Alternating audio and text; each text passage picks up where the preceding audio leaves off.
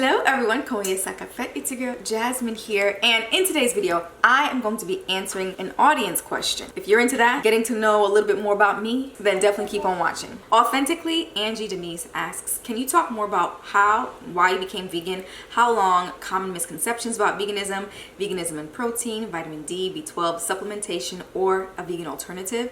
I know you've been vegan for a while, but I don't know if you've ever made a series on it. I would love to see what I eat in a day or meal prep videos since you started working. You can also talk about the transition from stay-at-home mom to stay-at-home wife to working mom wife. I love all of these questions and I look forward to answering lots of it in this video. I will definitely address being a stay-at-home mom, stay-at-home wife to working mom, working wife in another video. In terms of veganism, I'm really not sure if I mentioned the story as to how and why I became vegan, but it started about 9 years ago, 2016. I was raised Catholic, and I always like to do something for Lent where I give something up because it helps to challenge me, it helps to give me something to work on in terms of like my willpower. So I decided, what is something that I absolutely love that I want to give up? Habits. Meat was the thing, meat and dairy. I decided in 2016 to give up meat and go vegan for 40 days and 40 nights. That was the plan. I mean, I'm not even gonna lie to you, it was very hard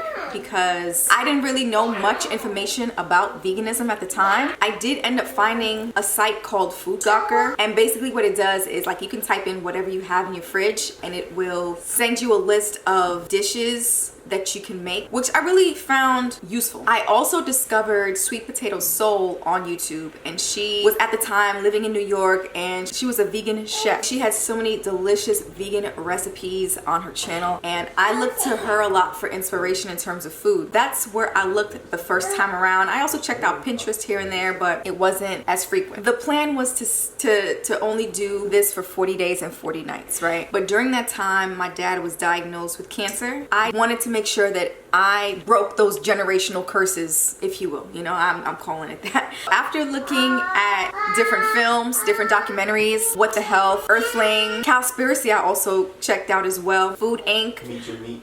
Oh, I never seen that one. After looking at all those different films, I decided to give up meat for good. It was really hard for me because dairy, or especially like cheese, was my thing. I loved cheese.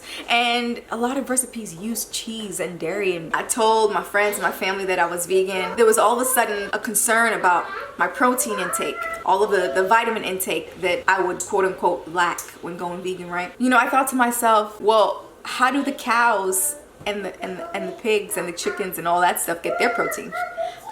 Beans, nuts, seeds, even leafy greens have some protein. It may not be a lot, but hey, protein is protein. And also tofu has protein too. Tofu, edamame. And in terms of like vitamin D, I mean, don't we get that from the sun? We get vitamin D from the sun, right? 15 minutes out in the sun will get you vitamin D. I did my blood work. Honestly, the only things I was low in was vitamin D and iron, but I was always low in iron. I actually had mild anemia ever since I was a little baby. Even with having meat in my diet, I was still low iron. For that, I just took iron supplements. B12 supplementation. I do from time to time take a B12 supplementation, although if I'm using nutritional yeast that has pretty much the daily recommended value of B12. That's one way to consume B12. You can also take pills. We sometimes use Mary Ruth. They have the vitamin D and B12 together in one gummy vitamin, and it tastes really good. Even baby girl likes it. Current supplements that we do have, like I mentioned before, I am taking iron pills from time to time when I remember. I do take the vitamin D, B12 from Mary Ruth's. Love that. We have selenium here. Selenium is great for your nervous system, immune system. If you don't want to take supplements, you can take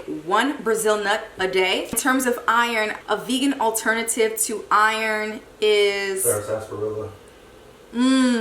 A great alternative to iron is sarsaparilla. It's a herb you can have in a tea, or you can grind it up and put it in a capsule and consume it that way. Chelated zinc. Zinc is great for the immune system. It's great for fertility for men and women. If you don't want to take like zinc pills, cashews, pumpkin seeds, chickpeas, dark chocolate, all that good stuff. And lentils. If you are so inclined. Now, in terms of B12, like I mentioned before, there are supplements you can take. I love Mary Roots, but if you want to just eat your B12, mushrooms are great. as well as nutritional yeast. I know some people don't want to do the nutritional yeast, that's fine, but I have no problems with using nutritional yeast. Let's talk about protein real quick. Protein is a myth, right? Yeah, nobody ever died or like had for lack of hospital from lack of protein.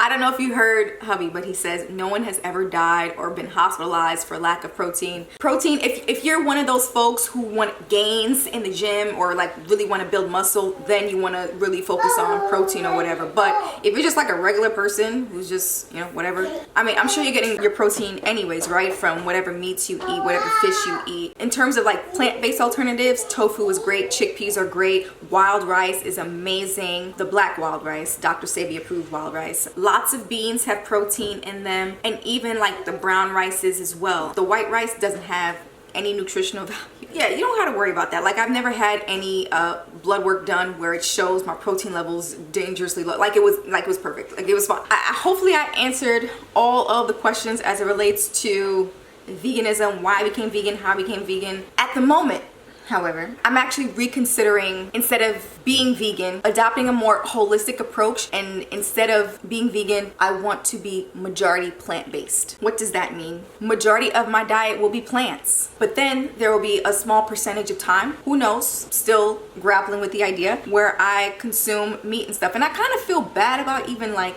saying this because it feels like I'm quitting something. I don't want to quit. I don't want to quit in front of you guys, especially. I've been vegan for 9 years. No, I'm about to be 9 years in February. Anyways, I'm grappling with the idea. So hopefully you enjoyed watching this video. I want to thank Authentically Angie Denise so much for this thoughtful question, and I want to thank you all so much for watching and supporting and subscribing to my channel, and I will see you all in the next one. Peace.